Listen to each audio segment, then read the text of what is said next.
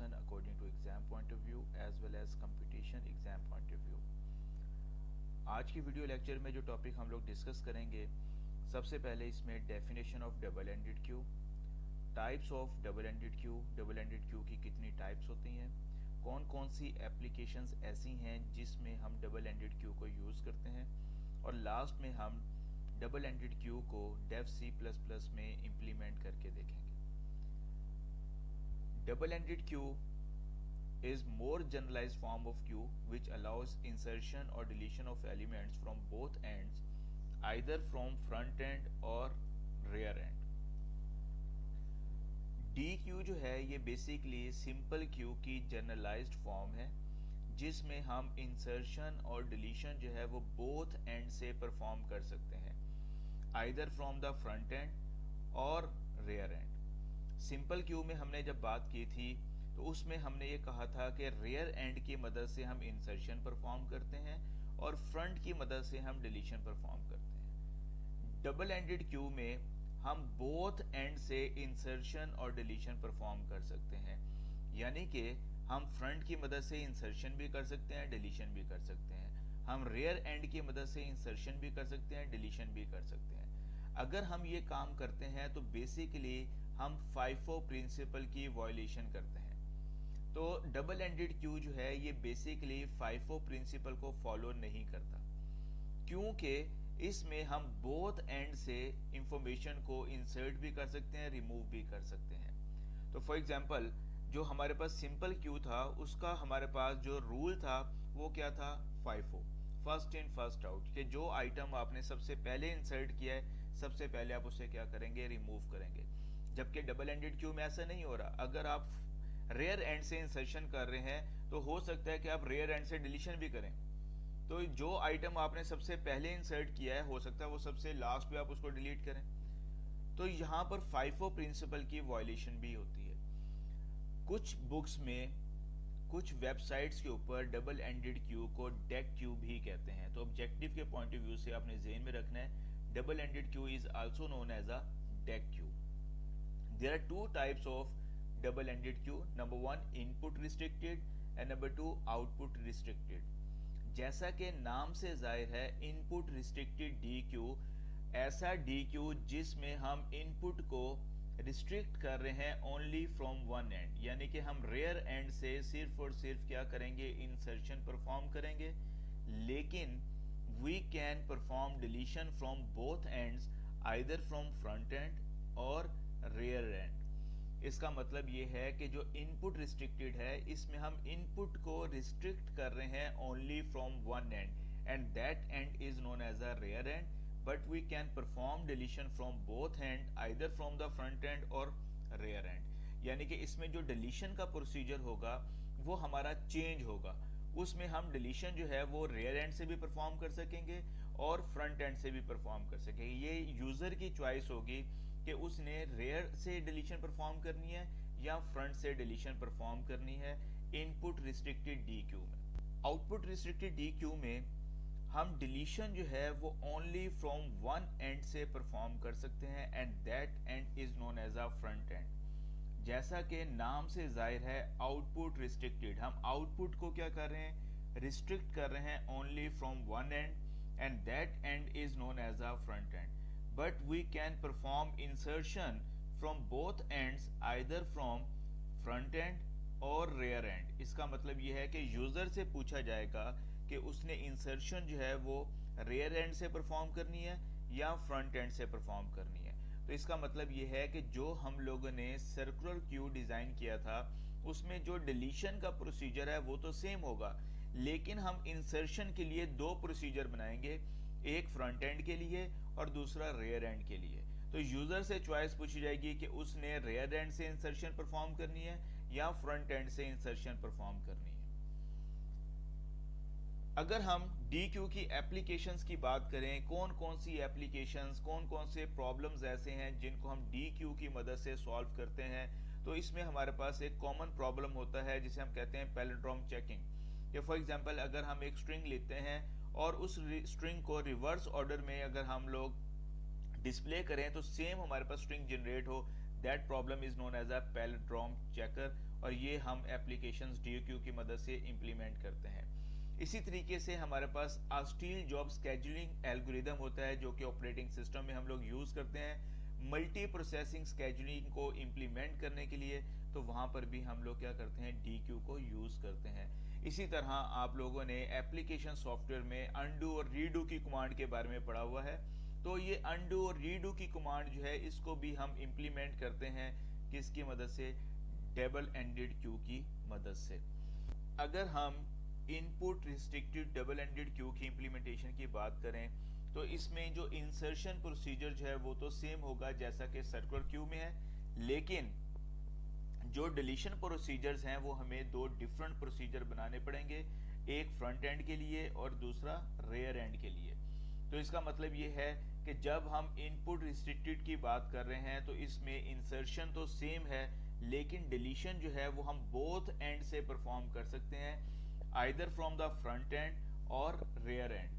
तो यहाँ पर अगर हम फ्रंट एंड से डिलीशन परफॉर्म कर रहे हैं तो इसका मतलब क्या है कि हम left to right deletion perform करेंगे। तो जब हम लोगों ने डिलीशन परफॉर्म करनी होती है तो सबसे पहला काम हमारा क्या होता है, हम चेक करते हैं कि क्या हमारा क्यू जो है वो एम्प्टी तो नहीं है। अगर हम डिलीशन के प्रोसीजर को कॉल करें और उसमें कोई एलिमेंट एग्जिस्ट नहीं करता है तो कोई भी एलिमेंट डिलीट नहीं होगा, उस वक्त हमारे पास मैसेज आना चाहिए क्यू इज एम्प्टी और कंट्रोल हमारा रिटर्न हो जाना चाहिए। अगर हमारे पास डी क्यू में कोई एलिमेंट इंसर्ट हुआ है तो फिर हम क्या करेंगे, उसको डिलीट करेंगे, किस एंड से, फ्रंट एंड से, और हमारे पास मैसेज आएगा एलिमेंट इज डिलीटेड। नेक्स्ट हमारे पास जो चॉइस होती है कि अगर f और r इन दोनों की वैल्यू बराबर हो जाती है तो इसका मतलब क्या है कि f और r को कहां पर प्लेस कर दो, -1 पे। इसका मतलब ये होगा कि जो आपके पास डबल एंडेड क्यू होगा उसमें से सारे के सारे एलिमेंट जो है वो आपके रिमूव हो चुके हैं, उसमें कोई भी एलिमेंट एग्जिस्ट नहीं करता। तब हम फ्रंट और रेयर को क्या करते हैं, -1 पे प्लेस कर देते हैं। अगर ये कंडीशन हमारी फुलफिल नहीं होती तो फिर हमने ये चेक करना है कि क्या फ्रंट जो है वो साइज -1 लास्ट इंडेक्स पे तो नहीं चला गया। अगर वो लास्ट इंडेक्स पे होगा तो दोबारा से हम उसे कहाँ पे लेके आएंगे, 0 इंडेक्स पे लेके आएंगे, ताकि वो दोबारा से 0 इंडेक्स से डिलीशन जो है परफॉर्म करें, बिकॉज ये आपके पास सर्कुलर क्यू की ही इम्प्लीमेंटेशन होगी। और लास्ट में हमारे पास क्या होता है, f++, हम f में क्या करते हैं, इंक्रीमेंट करते हैं ताकि वो लेफ्ट टू राइट क्या करे, मूव करे। इसी तरीके से अगर हम रेयर की मदद से डिलीशन परफॉर्म करते हैं तो हम राइट टू लेफ्ट क्या करेंगे, डिलीशन परफॉर्म करेंगे, यानी कि साइज -1 से लास्ट इंडेक्स से हम लोग फर्स्ट इंडेक्स की तरफ आएंगे और साथ साथ एलिमेंट्स को रिमूव करते आएंगे। इसमें भी पहली जो हमारे पास चॉइस होगी वो हमने ये चेक करना है कि क्या हमारा डबल एंडेड क्यू एम्प्टी तो नहीं है। तो डबल एंडेड क्यू कब एम्प्टी होगा, जब उसमें कोई भी एलिमेंट हमने इंसर्ट नहीं किया होगा। तो उसकी कंडीशन क्या बनेगी, f = -1, मैसेज आना चाहिए q इज एम्प्टी। अगर q एम्प्टी नहीं है तो फिर हम रेयर एंड से क्या करेंगे, डिलीशन परफॉर्म करेंगे। यहाँ पर रेयर की मदद से जब डिलीशन परफॉर्म कर रहे हैं तो q ऑफ r से आपने एलिमेंट को रिमूव करना है, यानी कि जो आपने q बनाया हुआ है उसमें आपने r का इंडेक्स जो है वो यूज करना है। डिलीट फ्रॉम फ्रंट में हम फ्रंट का इंडेक्स यूज कर रहे थे, तो अब यहाँ पर जो प्रोसीजर हम बना रहे हैं वो डिलीट फ्रॉम रेयर है। तो इसका मतलब क्या है कि हम रेयर साइड से डिलीशन परफॉर्म करेंगे। यहाँ पर भी हमने चेक करना है कि क्या f और r बराबर तो नहीं है। अगर f और r बराबर होंगे तो इसका मतलब यह है कि q में से सारे के सारे एलिमेंट रिमूव हो चुके हैं, f और r को कहाँ पे ले आओ, -1 पे। अगर ये कंडीशन फुलफिल नहीं होती फिर हम चेक करेंगे कि क्या r जो है वो इक्वल टू 0 है, तो फिर वो क्या करे, r को साइज -1 पे प्लेस कर दे ताकि हम राइट टू लेफ्ट क्या करें, डिलीशन परफॉर्म करें। अदरवाइज r में डिक्रीमेंट, तो r में क्या होगा, डिक्रीमेंट होगा, बिकॉज हम मूव कर रहे हैं साइज -1 से लेकर 0 इंडेक्स की तरफ, राइट टू लेफ्ट की तरफ। तो अगर हमारे पास r की वैल्यू 5 होगी तो नेक्स्ट टाइम उसमें क्या होना चाहिए, डिक्रीमेंट होना चाहिए, r उसकी वैल्यू 4 हो जाएगी।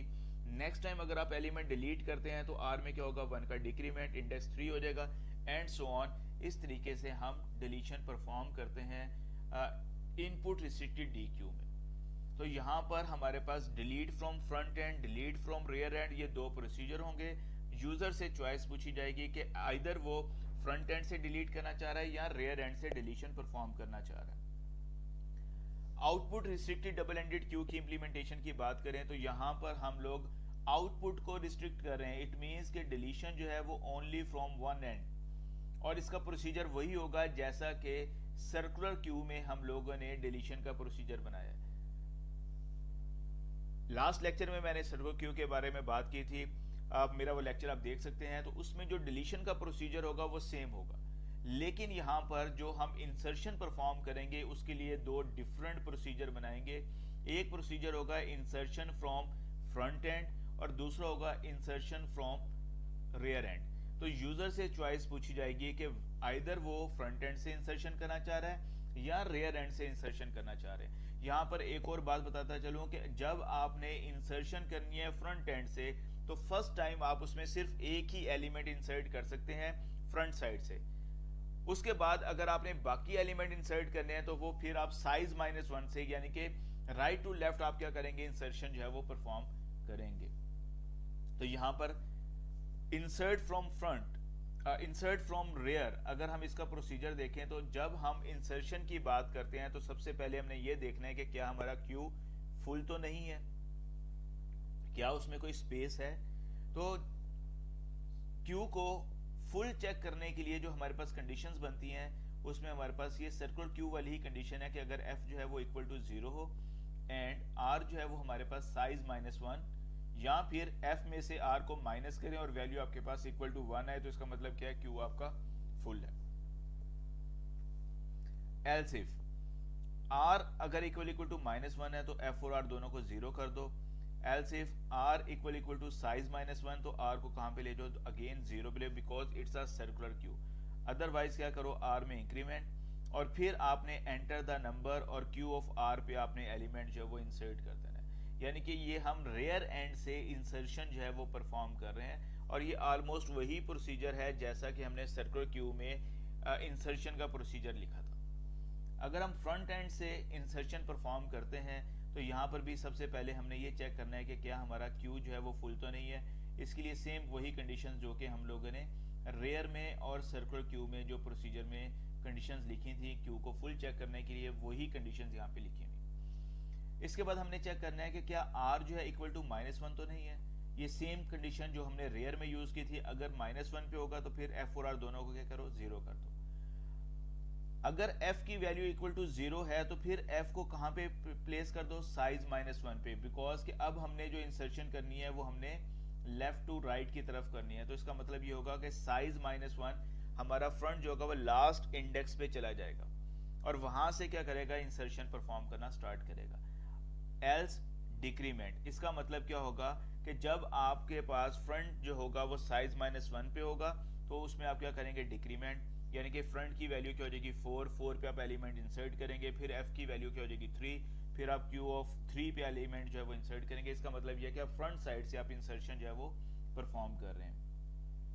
अगर हम इसकी इंप्लीमेंटेशन की बात करें डेफ सी प्लस प्लस में, तो अब मैं आपको डेफ सी प्लस प्लस में किस तरीके से हम इनपुट रिस्ट्रिक्टेड डी क्यू को और आउटपुट रिस्ट्रिक्टेड डी क्यू को इम्प्लीमेंट करते हैं, कोडिंग के जरिए मैं बताऊंगा कि हम इस तरीके से अपना कोड लिख सकते हैं इनपुट रिस्ट्रिक्टेड का और आउटपुट रिस्ट्रिक्टेड का। मेरे साथ रहिएगा। इनपुट रिस्ट्रिक्टेड डी क्यू की इम्प्लीमेंटेशन की बात करें विद द हेल्प ऑफ अरे, तो यहाँ पर जो सर्कुलर क्यू वाली कोडिंग की थी वही प्रोग्राम मैंने ओपन किया। इसमें हमारे पास एक हम लोग क्यू लेंगे जिसका साइज जो है वो 5 है, ये हमने फिक्स कर दिया। यहाँ पर इंसर्शन प्रोसीजर जो है ये तो हमारा सेम है जैसा कि हमने पहले लिखा था, जो कि सर्कुलर क्यू में भी हमारे पास सेम प्रोसीजर यूज किया गया था। तो ये वही वाला कोड मैंने यहाँ पर यूज किया है। यहाँ पर अब हम लोग क्या करते हैं, दो प्रोसीजर बनाते हैं, डिलीट फ्रॉम रियर एंड और डिलीट फ्रॉम फ्रंट एंड। तो यहाँ पर हम लोग पहले डिलीट करते हैं फ्रंट एंड से, void delete underscore from front. तो ये फ्रंट साइड से अगर हम एलिमेंट डिलीट करना चाहते हैं तो इसका हम प्रोसीजर लिखते हैं। इसमें सबसे पहले हम क्या चेक करेंगे, इफ कि अगर हमारे पास फ्रंट जो है वो इक्वल टू -1 हो तो फिर हमारे पास क्या आना चाहिए, मैसेज आना चाहिए c out \n q is empty, बल्कि डी क्यू इज एम्प्टी, यहाँ पर हम डी क्यू कर देते हैं इसको, डी क्यू इज एम्प्टी, ये हमारे पास मैसेज डिस्प्ले होगा और यहाँ से कंट्रोल हमारा रिटर्न हो जाना चाहिए। अगर ये कंडीशन ट्रू नहीं होती तो फिर हम क्या करते हैं, एल्स यहाँ पर c out element is deleted from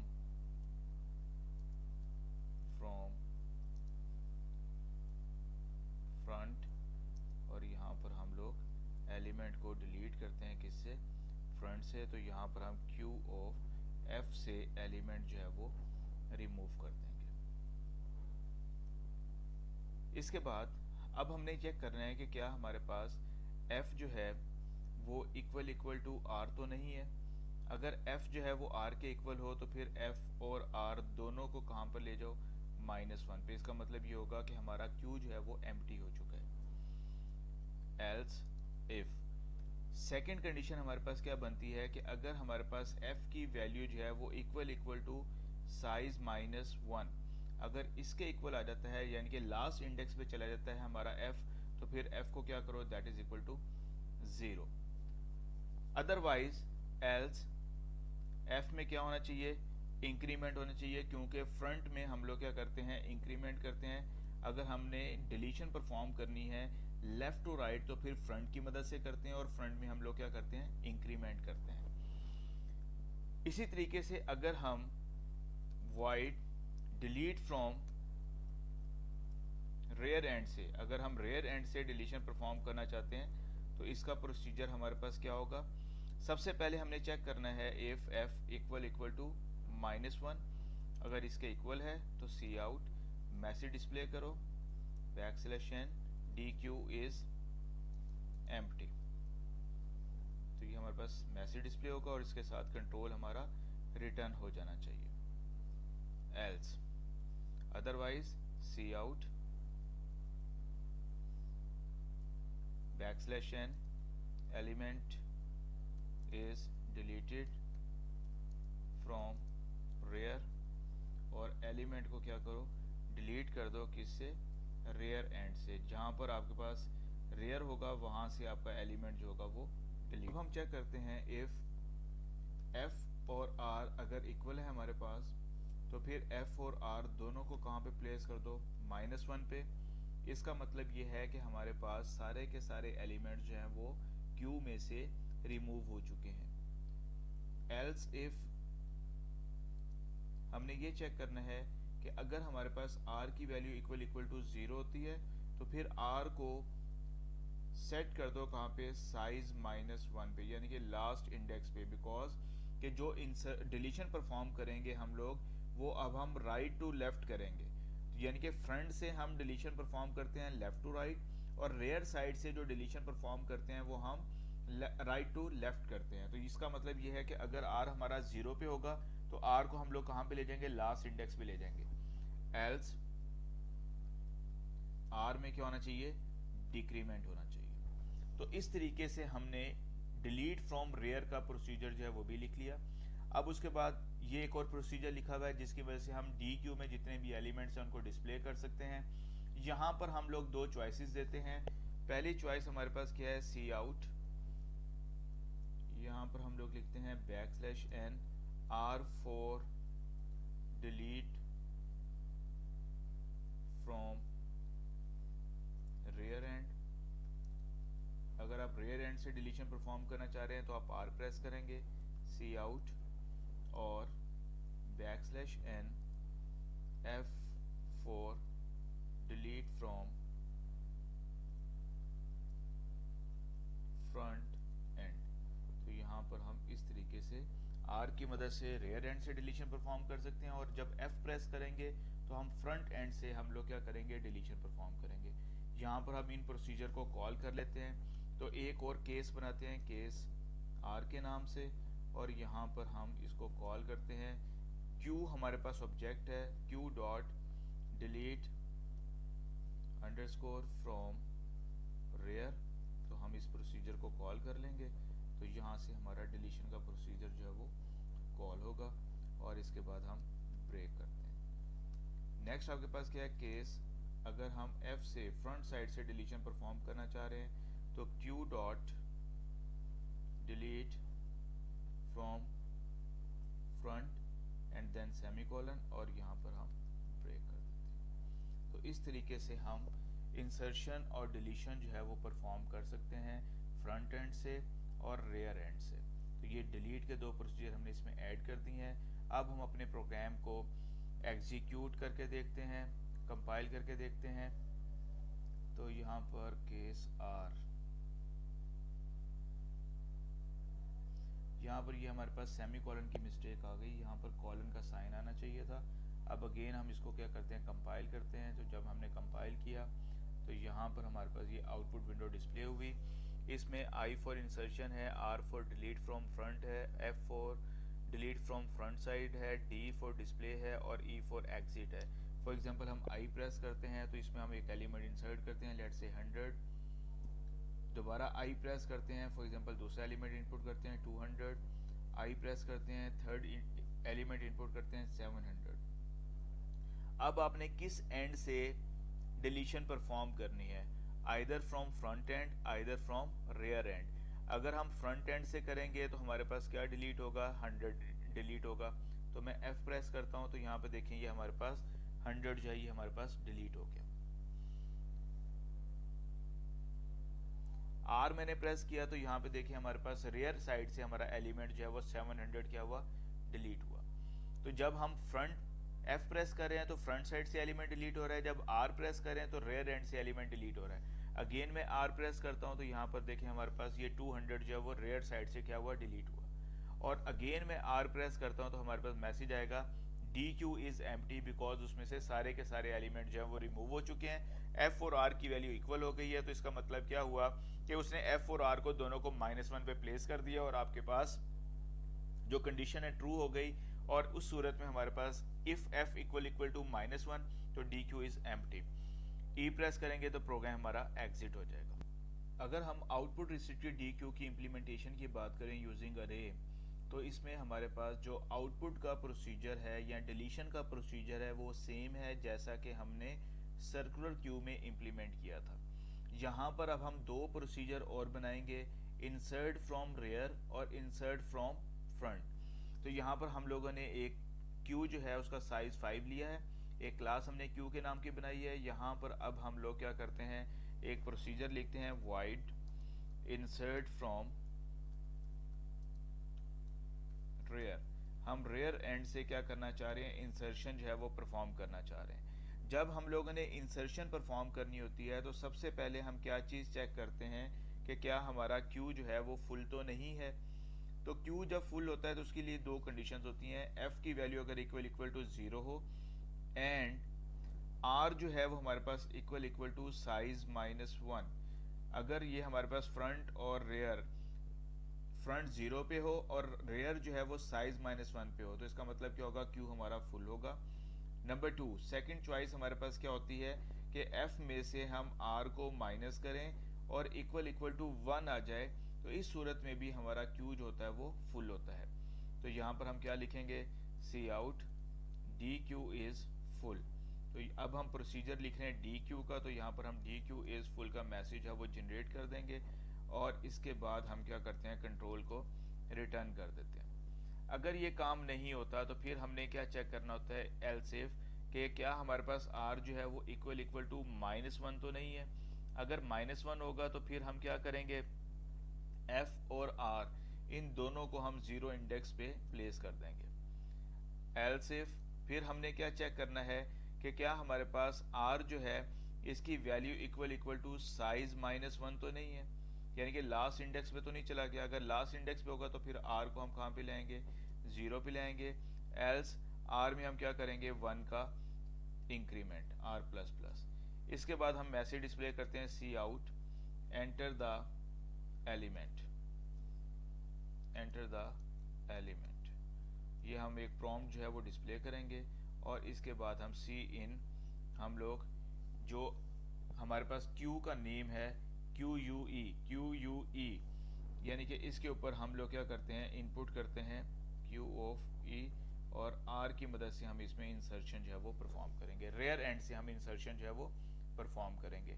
तो ये हम लोगों ने रेयर का प्रोसीजर लिख लिया डी क्यू में, अगर हमने रेयर एंड से इंसर्शन जो है वो परफॉर्म करनी है। सिमिलरली प्रोसीजर लिखते हैं हम लोग wide insert underscore from front. अब हम फ्रंट से इंसर्शन जो है वो परफॉर्म करना चाह रहे हैं। तो सबसे पहली चॉइस हमारे पास क्या होगी, हमने चेक करना है कि क्या हमारा क्यू फुल तो नहीं है।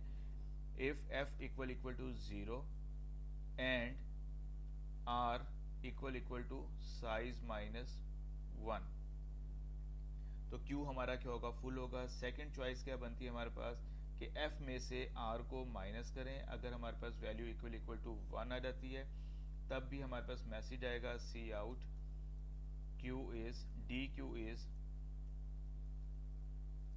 फुल। तो ये हमारे पास स्क्रीन के ऊपर एक मैसेज डिस्प्ले होगा और कंट्रोल क्या हो जाना चाहिए, रिटर्न हो जाना चाहिए। इसके बाद हमारे पास एल्स इफ, हमने चेक करना है कि क्या हमारे पास r जो है वो इक्वल टू -1 तो नहीं। अगर r की वैल्यू -1 के इक्वल होगी तो फिर f और r दोनों को हम क्या करेंगे, 0 पे प्लेस कर देंगे।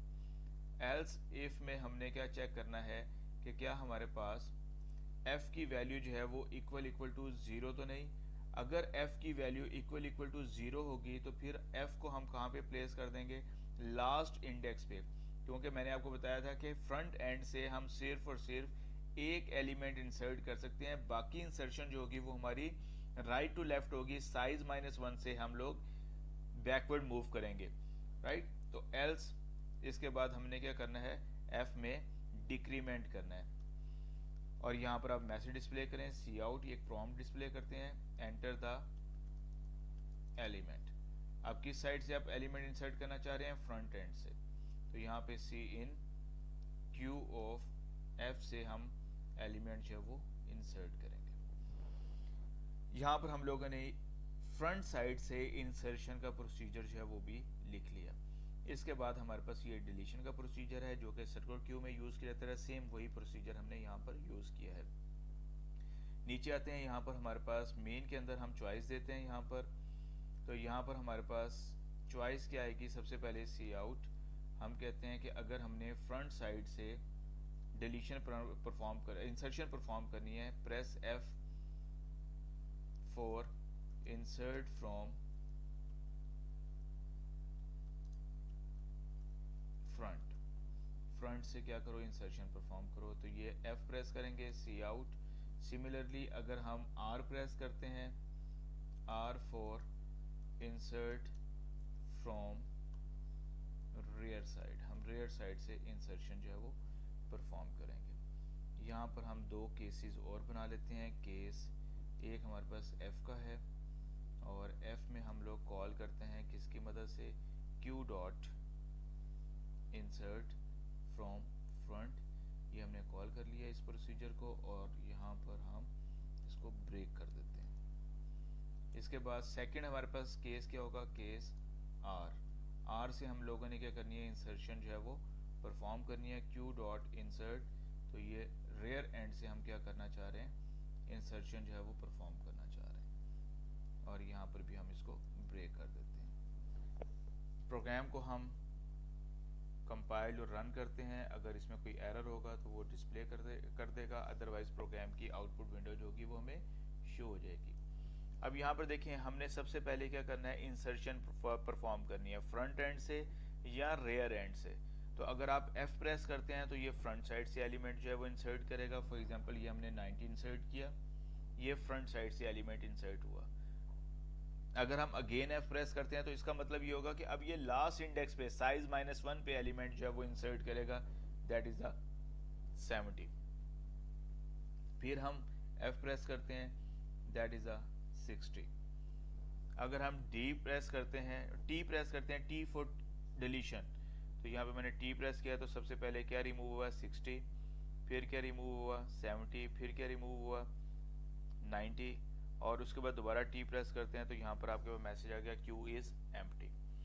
तो यहाँ पर हम लोगों ने जिस ऑर्डर में एलिमेंट इंसर्ट किए थे उसी ऑर्डर में वो एलिमेंट हमारे क्या हो गए, रिमूव हो गए, राइट। आज तक के लिए बेटा इतना ही। अगर मेरा लेक्चर आपको पसंद आता है मेरे चैनल को सब्सक्राइब कीजिएगा। बहुत शुक्रिया। अल्लाह।